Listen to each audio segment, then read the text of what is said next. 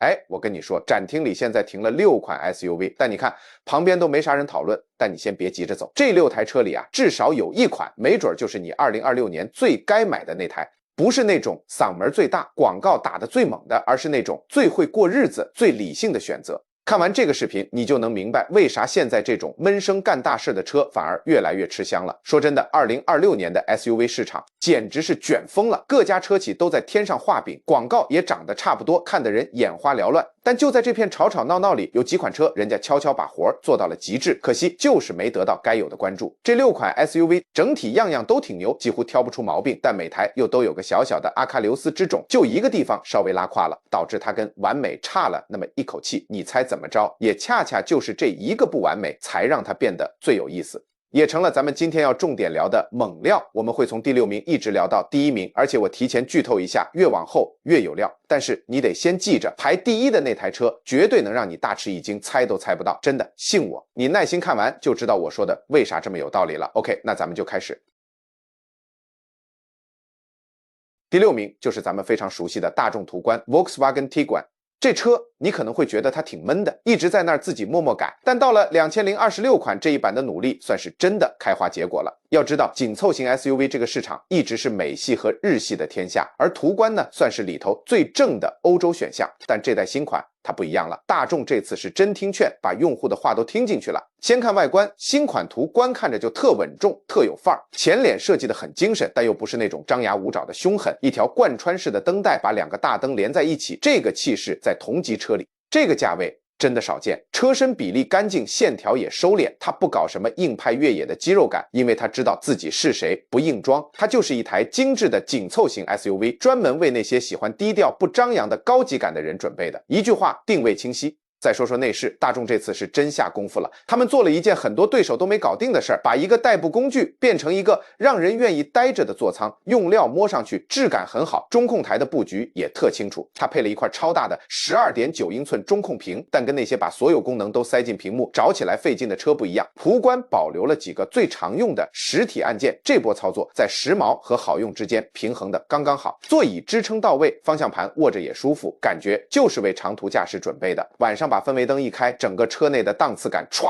地一下就上来了，感觉这车比它的价格要豪华多了。动力方面，2026款途观配的是 2.0T 4缸发动机，大概有269马力，匹配一台平顺的 8AT 变速箱。这个马力数跟那些主打性能的车比不算特别亮眼，但你要看它的定位，它不是用来秒人的，它是为长途旅行高速巡航而生的。这套动力开起来感觉特别细腻沉稳，让人心里特有底，这种高级感光看参数是体会不到的。发动机转得顺，变速箱换挡一点不顿挫，跑高速的时候特轻松，开着长途车一点不累。它还可以选装4Motion 4驱系统，这玩意儿特懂事儿，平时安安静静的，只有在你需要的时候才出手。一套优秀的4驱就该是这个样子。油耗方面，市区大概22英里1加仑约 10.7L 每100公里，高速29英里1加仑约 8.1L 每100公里，这个水平不算顶尖，但也挺合理的，在可接受范围。说真的，2026款途观最牛的地方是它的整体体验特别整，从里到外每一个设计每一块材质都感觉是工程师们认真琢磨过的，想的不是怎么让车拍照好看，而是这车日常开起来到底是什么感觉。当然它也有短板，储物空间够用，但不算特别大。如果选装了第3排座椅，那后备箱的载物能力肯定就受影响了，毕竟途观是给人开的，不是用来拉货的，所以如果你经常要拉大件东西，这点得掂量掂量。但是话又说回来，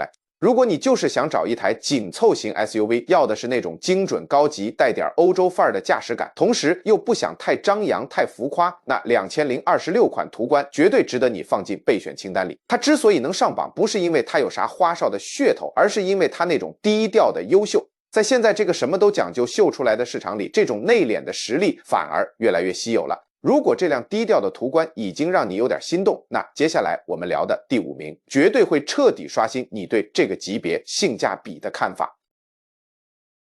第5名，30欧兰德 Mitsubishi Outlander。30欧兰德说实话一直有点被低估了，在这个品牌光环比车本身还管用的市场里，30前些年确实混得挺不容易，一直在硬扛。不过到了2026年，欧蓝德终于憋了个大招，干了件漂亮事儿，在同级车里它几乎成了性价比之王。先说说颜值，欧蓝德这外观用现在的话说就是大气硬朗，而且这种大气是骨子里的，不是靠堆砌豪华零件硬撑出来的。前脸那个动态护盾格栅看着就特别有气场，辨识度拉满，整个车身线条干脆利落，姿态又宽又稳，往那儿一站给人的感觉就是这车比标价贵。在 4S 店看车时，这一点真的能加分不少。内饰更是让很多评测媒体都惊了，上市到现在好几年了，拿出来打依然不怂。这质感绝对对得起高级这两个字，跟老款欧蓝德完全不是一个次元。座椅上是 AEB 缝工艺，手能摸到的地方基本都用了软质材料，摸上去很舒服。运动版还配了双9英寸大屏，整个内饰透着一股我们是来认真造车的劲儿，这感觉以前的欧蓝德可没有。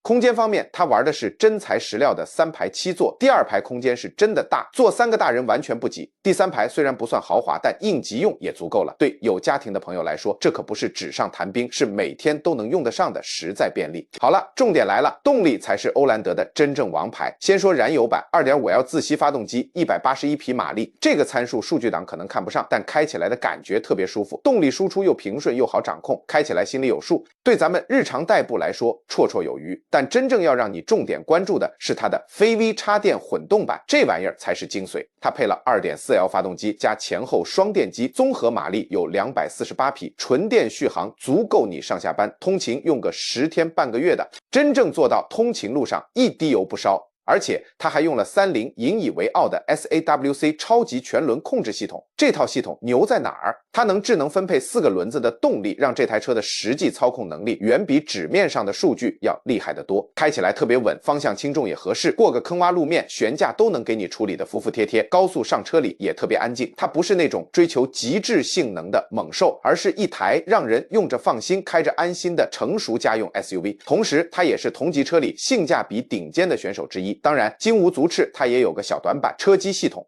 功能倒是挺全的，但流畅度嘛，跟丰田本田比感觉落后了一代。触控反应有时候会慢半拍，用起来确实会有点小烦躁。这不是什么致命伤，但每天开车都得打交道，所以对体验影响还是挺大的。不过话说回来，欧蓝德 Fairway 在2026年依然意义重大，它证明了什么？就是电动化不等于要你将就生活，你不用非得住在有快充桩的小区，也不用为了电车改变长途旅行的习惯，它就是电气化浪潮里最有说服力的选择之一。如果你觉得欧蓝德已经是性价比的天花板了，那接下来要说的第4名可能会彻底颠覆你的认知，让你重新思考一台现代 SUV 到底可以做成什么样。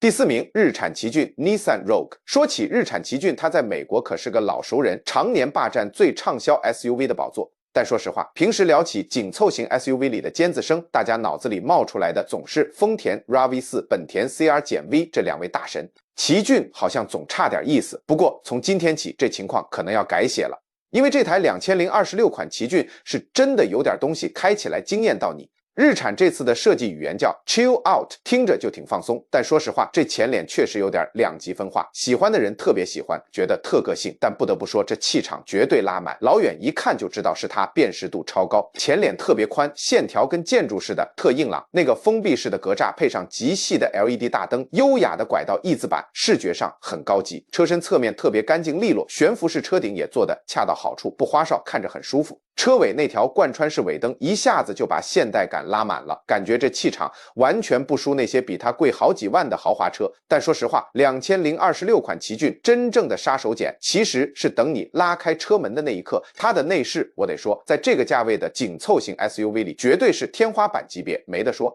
中央扶手特别宽大，储物空间特别实诚，能装下不少东西。然后车顶那个控制台下面还专门给你做了好几个规整的储物格，家里有娃的朋友放点小玩具零食啥的，简直太实用了。全景天窗一打开，整个车亮堂堂的，空间感都上了一个台阶。高配版的座椅又软又有支撑，明显就是为了跑长途设计的，开一天也不累。再说说动力，这个参数可能会让你有点意外， 1.5T 三缸发动机201匹马力，光看纸面你可能心里嘀咕 1.5T 三缸这动力带得动这么大的 SUV 吗？别急，你真开起来就知道，日产这次调校的 CVT 变速箱非常平顺，自然跟发动机配合的特别好，加速起来很从容，跑高速也稳得很。最牛的是油耗能达到30英里每加仑，大约100公里 7.8升，在非混动的燃油车里，这个油耗成绩基本没人能比了。放在2026年，这绝对是个能打的数据。还有高配车型搭载的 ProPilot Assist 驾驶辅助系统，这个东西我愿称之为同级别里最成熟、最跟脚的半自动驾驶了。它不是那种遥不可及的未来科技，但能极大的帮你分担长途开车的疲劳感。车道保持、跟车、限速识别做得又准又丝滑，很多比它贵1倍的车都达不到这个水平。当然，它也不是没有缺点，它的短板就在4驱系统，4驱版对付一般烂路、下雪天啥的完全够用。但不管是前驱版还是4驱，你要是想去重度越野或者特别严寒暴雪的地区跑，那它就不太合适了。奇骏本质上就是一台为城市和公路打造的 SUV， 不是硬派越野车。所以，如果你有重度越野或者极寒需求，这个点一定要想清楚。除了这点，2026款奇骏几乎做到了完美。它不伪装成别的什么车，就踏踏实实想做一台最好用的家用 SUV， 而且以极高的完成度做到了。这种稳定和成熟理应得到更多的认可。也正因为它这么优秀，让榜单上第3名的那款车听起来就特别有意思。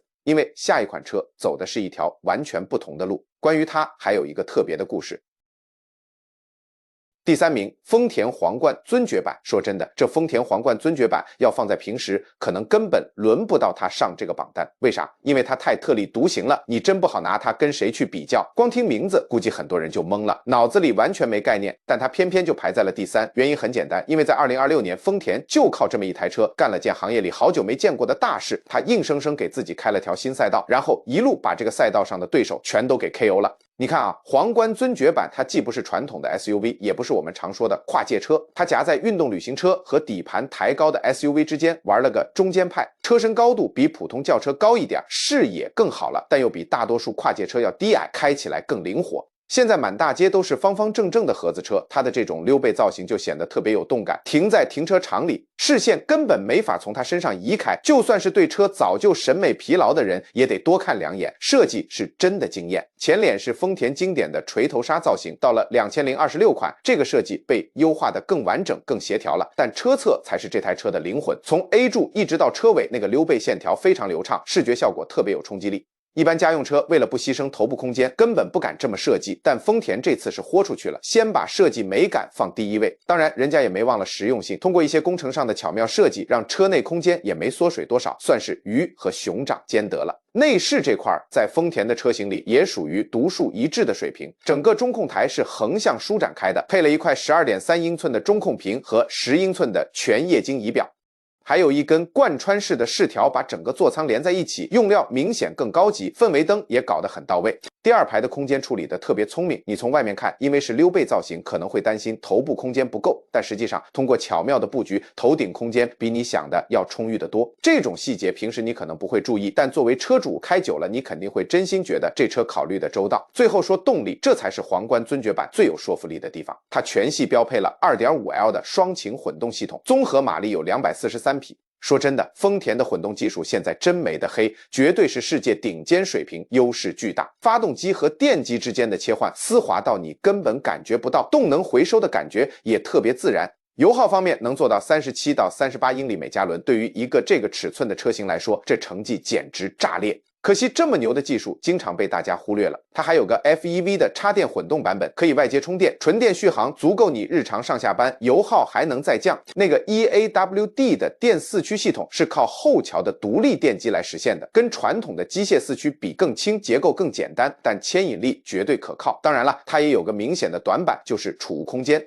溜背造型带来了惊艳颜值，但也确实牺牲了后备箱的最大容积。如果你经常要拉大件或者需要放倒后排拉货，那它的空间肯定比不上那些方方正正的传统 SUV。说白了，皇冠尊爵版就是把颜值和驾驶感受放在了优先位置，牺牲了一部分纯实用性。但如果你是这类人，看腻了路上千篇一律的盒子车，就想买辆丰田那种传说级的靠谱、省心，对低到离谱的油耗有执念，为了以上这些优点，愿意接受一个不那么大的后备箱，那这台2026款的皇冠尊爵版绝对是整个 SUV 市场里最值得你上手体验的选择之一。好了，榜单上这台车讲完了，下一台车可能会直接颠覆你对汽车这个词的所有认知。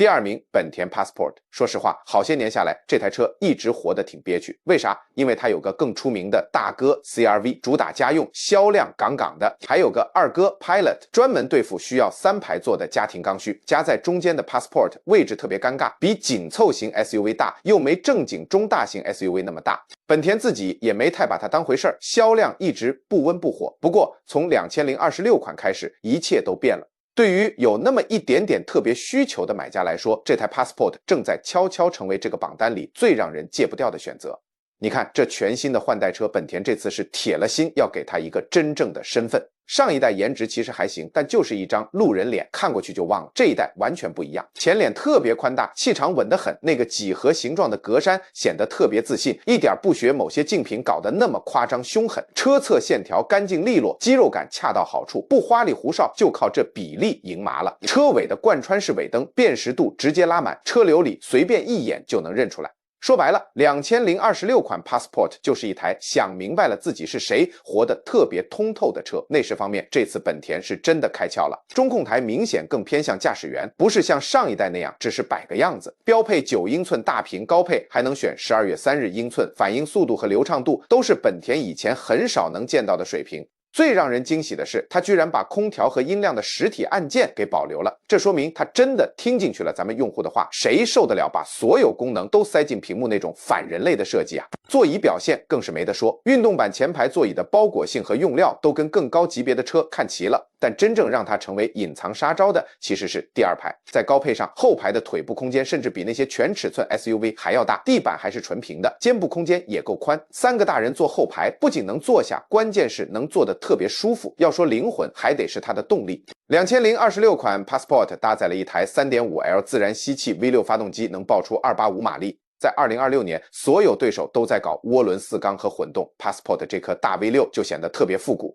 但是我跟你说，开起来那叫一个爽，这台发动机的平顺和线性是涡轮机怎么模仿都复刻不出来的，没有迟滞，没有突兀的爆发，也没有那种动力中断的感觉，只有源源不断特别顺畅的输出力道。它不只是在停车场里能挪车，就算跑山路开快一点，也真的能给你带来不少驾驶乐趣。它匹配的9速自动变速箱也是本田有史以来最好的变速箱之一，跟发动机配合的天衣无缝，感觉就像一个活生生的整体，而不是一堆零件硬拼起来的。大部分车型都配了实时4驱，能力相当靠谱。虽然 Passport 不算硬核越野玩家，但它的专属 Trail Sport 版本升高了底盘，换了全地形轮胎，还加了护板，妥妥的让它成了中型 SUV 里轻越野能力的第一梯队。当然，它的短板也很现实，油耗2026年的这台自吸 V6 油耗肯定拼不过现在的涡轮4缸和混动，大概城市里跑20英里每加仑，高速上25英里每加仑。以它这尺寸和动力来说，这个油耗不算丢人，但如果你对油费特别敏感，